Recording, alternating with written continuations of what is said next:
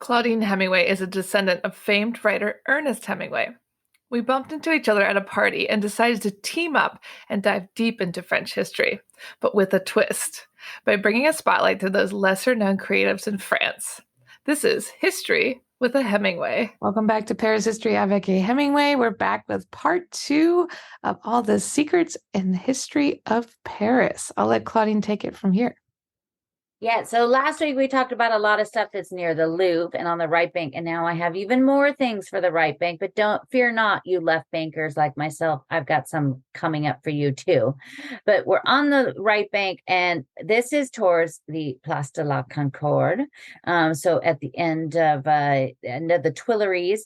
And of course, the Place de la Concorde was known as the Place de la Revolution when Louis XVI and Marie Antoinette lost their head at the guillotine along 2,000 other people during the Reign of Terror.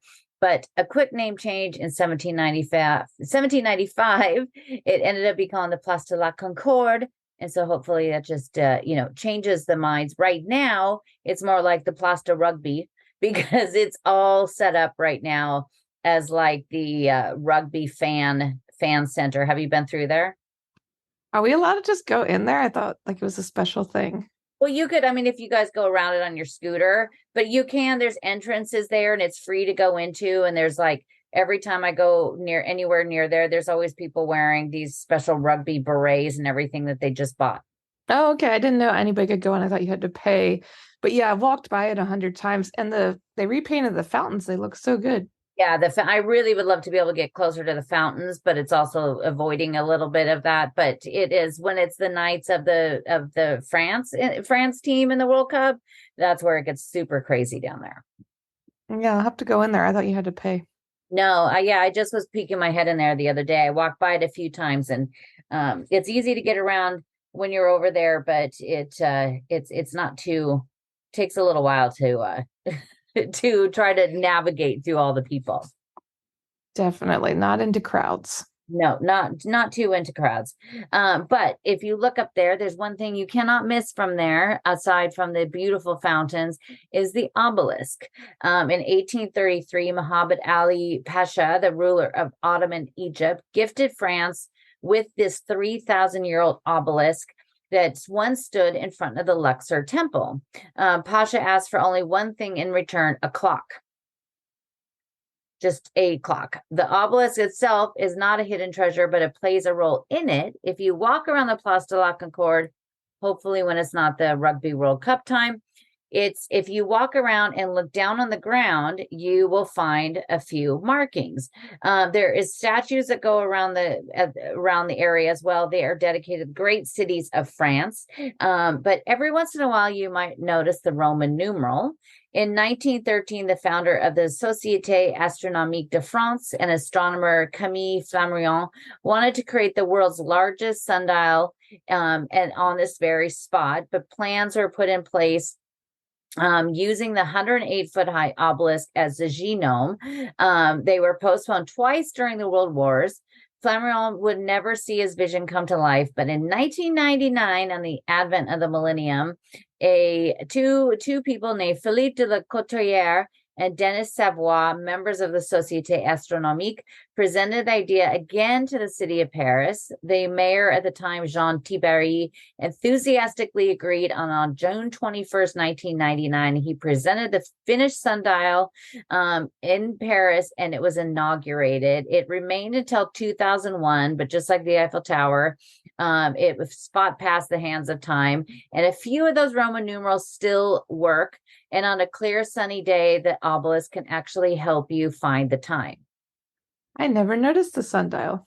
Yeah, there are quite a few. And when we talk about some of the left bank treasures, I'll talk about another one.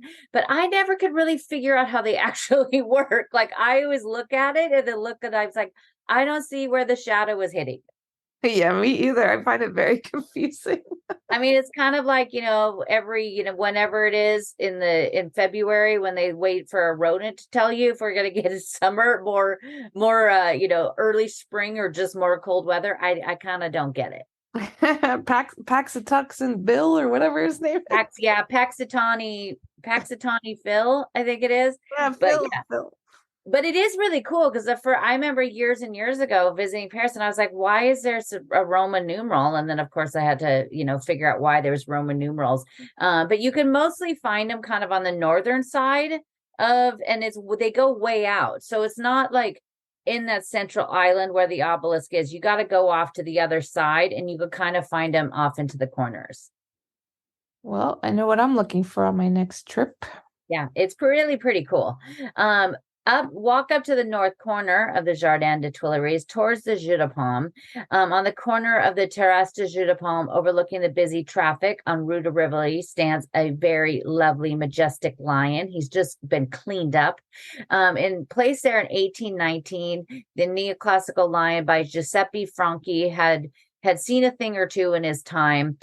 He stands in front of the Jeu de Paume, and he's looking over towards the Hotel de la Marine. But during the World War II, it was a warehouse, of course, for looted art that was sent to Germany. And my favorite girl, Rose Fallon, worked there. In August of 1945, as the liberation of Paris began, the fighting intensified in the Place de la Concorde, and the lion was struck by a German tank, hit the wall, ended up having the lion tumble down onto the ground. And if you look really closely at him, you see some pretty big cracks in his legs and on his tail. And even though he's been recently cleaned up, he still has those cracks, which I love that they left him there. Yeah, it's kind of like how they leave the bullet holes in the buildings from the war. Exactly. And especially from right there, when you look over the buildings there. So they have the Hotel Crillon and the Hotel de la Marine right there. And you can still see all of the bullet holes. And then also on that wall below where the lion is, you could see all the bullet holes there. And I love that they have left those. And continue on through the Tuileries. The Tuileries, of course, we've talked about before, that the Palais de Tuileries was, named after or created by Catherine de Medici. It was named after the Tuileries. The Tuile means tile. And so it used to be a former tile factory that was there. So that's where the name came from. She had it built after the death of her husband, King Henry II. And it opened in 1564. The Renaissance palace was covered in regal symbolism on the columns. Basically, she was rewriting the story of her, love affair with her husband, which wasn't so great. But she is, maybe people forget about that. Maybe they did then. We just know more now. But 300 years of royalty lived in the palace, including Napoleon, Louis XVI, and Marie Antoinette were there. Napoleon III was there. When Napoleon Bonaparte lived there, he had a very special lady that would stay with him every night in his room, named the Mona Lisa. I love that. Yeah. But of course, the palace was destroyed on May 23rd, 1871, and the days of the Paris Commune. But what I love is that way over on the side, on the Seine side, if you are up above on the upper terrace, which is where the orangery is, and you look down, go down a little ways and look down, there is a window arcade there off to the side, kind of hidden. This is where the gardeners always have their plants getting ready to go and where they park all their vehicles. But right there is a piece of the former Tuileries that stood there. It stood for 12 years after it was destroyed and burned before they finally took it down in 1883. But you could go there and see what it actually looked like just right there in the garden. And I love that. I mean, like you said, so many secrets we just miss every day. You do. And you just kind of, you don't, I say they're hidden in plain sight. You just maybe take a few steps off the beaten path and you will be able to find them. Speaking of the death of a king, Henry IV, one of my very favorites, he goes over, you could find a little secret of his over near Les Halles. On May 14, 1610, as we have talked about before, Henry IV was traveling by coach from the Louvre. He was wanting to see the procession of his wife, Marie de Medici, who had just been crowned Queen of France, but he was on his way to go see his friend Maximilien du Sully. He was coming down this little street called the Rue de Ferronnier, which is basically the iron worker street. He found it blocked by wagons carrying hay and wine barrels.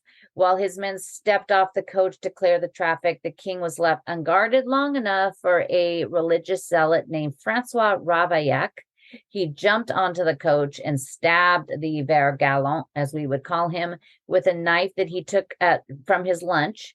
As you walk down this street, keep your eyes looking down, and inlaid in the street is the spot where he was killed is a stone crest for Henry IV. So on the left, it has the fleur-de-lis, and on the right, it has the chains of Navarre, because he was the king of France and Navarre, and the date of his death, and it marks the spot where he was killed.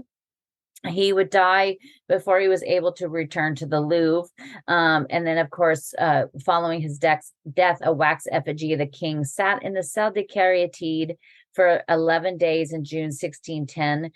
It was a full-size replica of the king that laid on top of his coffin. He was there, his body was in the coffin, and this replica of him laid on top of it.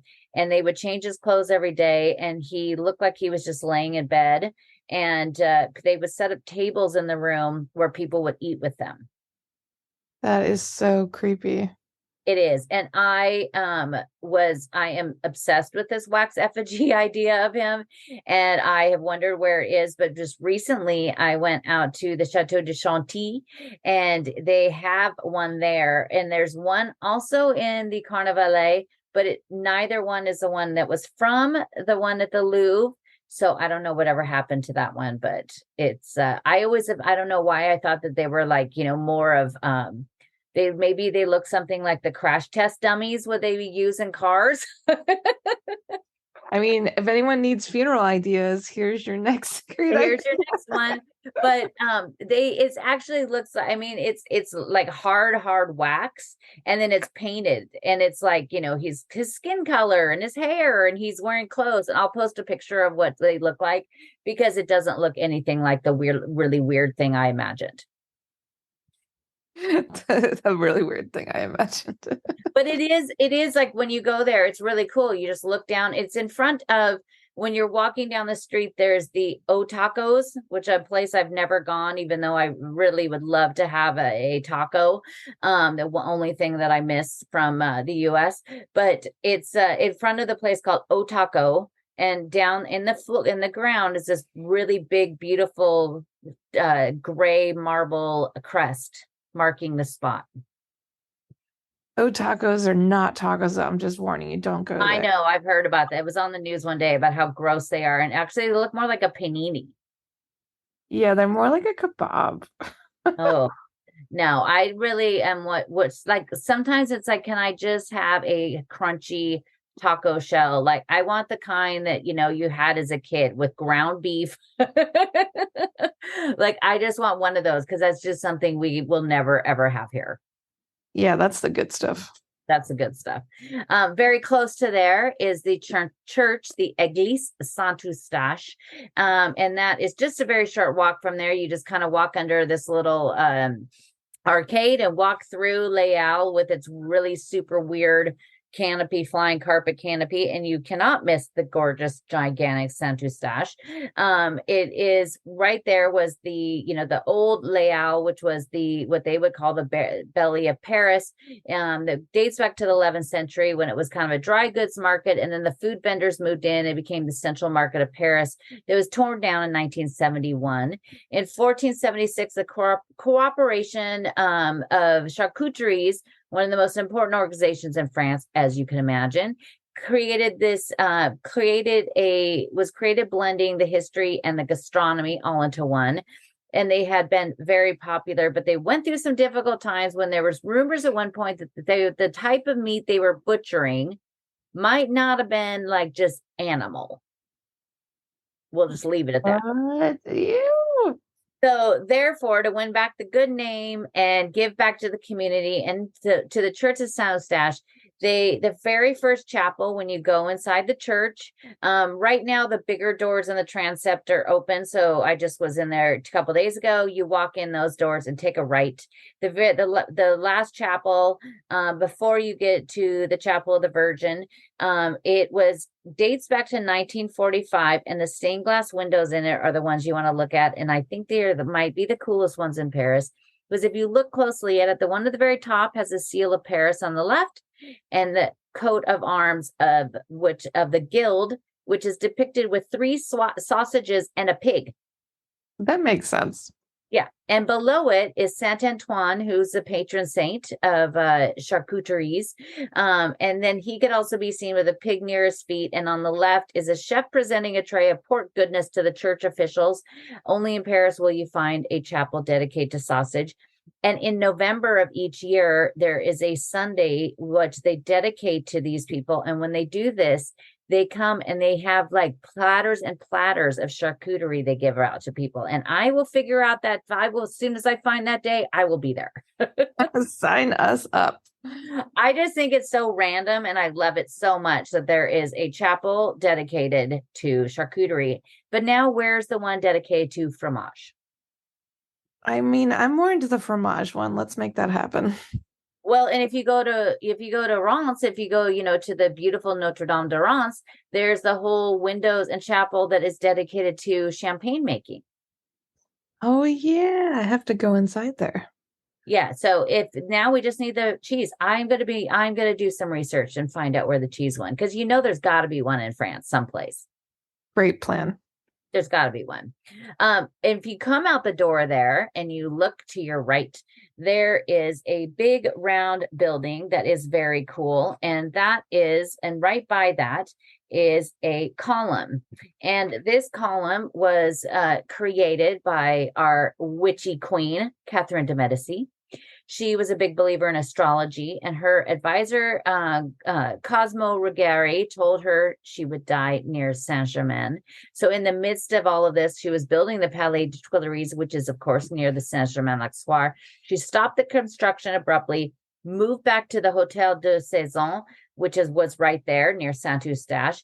Everything that was part of that Hotel de Saison has been destroyed except for this column. It's a very tall column, and at the very top of it, it has a glass roof and something on top of it that it looks like a bird cage is the best way to describe it. And that is where it had 147 stairs to go to the very top. As she would go off from her apartment, she had a little door that she could go up to the top. And from there, she could go and look at the stars and then, conjure up her witchy powers, I think. But the whole thing was destroyed in 1748 and the Bourse de Commerce was built, but they kept the tower there. And it has been covered and under construction. I think it was for 6 years. So every time I came here, the first, dozen times, it was always covered up and I never got to see it until about a year ago when it was finally finished. And it's pretty cool because it's right there at the Bourse de Commerce on the backside of it. So you could just think about Catherine being up there, plotting her evil ways. Doing her witchy stuff. Doing her witchy stuff. But you got the church right there. So maybe she thought it kind of, she canceled it out. Yeah, that makes sense. That makes perfect sense. So also very close to there, and this is probably a place that you have seen on the Rue Etienne Marcel, is the Tour de Jean Saint-Père. In the second arrondissement is one of the few architectural remains of the Middle Ages that we can see. It was built in 1409, finished in 1411, and the tower keep of the former Hotel de Bourgogne is an often overlooked treasure that sits just off the busy Rue Etienne Marcel. After Jean Saint-Père, which means John the Fearless, and his cousin Louis d'Orléans he had him killed. We've talked about that before, and we've talked about the Marais. He took over the property and had a big palace built there to show his power and his wealth. Over the many years, the property passed through the hands of one noble after another, and the land was divided. In 1866, on the heel of Haussmann's rebuilding of Paris and the construction of Etienne Marcel, the remaining buildings were destroyed, but the tower was kept. The good news is you could also visit this one. You could climb each of the historic steps up to the very top. You go up there, it has a little example of what a medieval toilet was, and just be glad that we have indoor plumbing. And it has the column that goes through the middle. If you look at the very top of the ceiling, it kind of goes up, and the ceiling is covered like it's a tree with leaves and everything. It's really beautiful. And it's open Wednesdays to Sundays in the afternoon. They sometimes have special exhibits. It's not, it's nothing that's very fancy at all. The special exhibits look like something that you might have done, in junior high that would have been in your, high school or your school gym with a lot of like pictures just pasted on. But it is interesting. I've gone where they've done one about medieval fashion and all these different things. But it is pretty cool because it's one of the few things you could do that's, go inside a medieval thing here in Paris. But that one's a really cool one. The Philippe Auguste wall, which also goes right by there. Long before, Jean Saint-Peur built this, it was, the location was the Hotel d'Artois. It was built by Robert II, the Count of Artois in 1270, sitting on the very edge of the Philippe Auguste wall that encircled Paris. The wall was built from 1190 to 1290. And the part, when we talked about the Louvre last week, part of that, the medieval remains, it was built because it was part of the wall. It's encircled over 625 acres and ran 1.5 miles on the right bank alone. The 20 to 20 foot high walls were 3 feet thick limestone, kept all the intruders out. On the right bank, just behind the Saint-Paul Saint-Louis Church, is the longest stretch of the wall that remains. On the Rue des Jardins Saint-Paul, lining a large basketball court, it's almost 200 feet of ancient wall and the portion of the Tour Montgomery just outside the court. I always walk by there and wonder if those kids playing basketball have any idea of what they're playing basketball next to. I bet they don't. I'm sure they don't. But it is pretty cool to be able to see that right there. And then also the Saint Paul Saint Louis Church is one you should definitely go into because in there is a painting by one of my favorite guys. And I think I actually haven't mentioned him in at least a few episodes, but Delacroix. He has a painting in the Saint Paul Saint Louis, which is Christ in the Garden of Olives. It is just right there over the door on the left transept. You can see it there. And if you go a little farther, you could go to the Saint Denis de Saint-Sacrement Church, and there is a painting he did there of the Pietà. And of course, there's the ones he did of Saint-Sulpice. But we'll talk about those maybe when we talk about the left bank in next week. Well, guys, there you have it. We're moving to the left bank next week. And make sure you head out to ClaudineHemingway.com for more information and to check out more photos, book a tour, and just join Claudine in Paris. Thanks for listening today, guys. If you're interested in learning more about Claudine, her tours, history, and the beautiful photographs that she posts all over Instagram, tune into her website, ClaudineHemingway.com.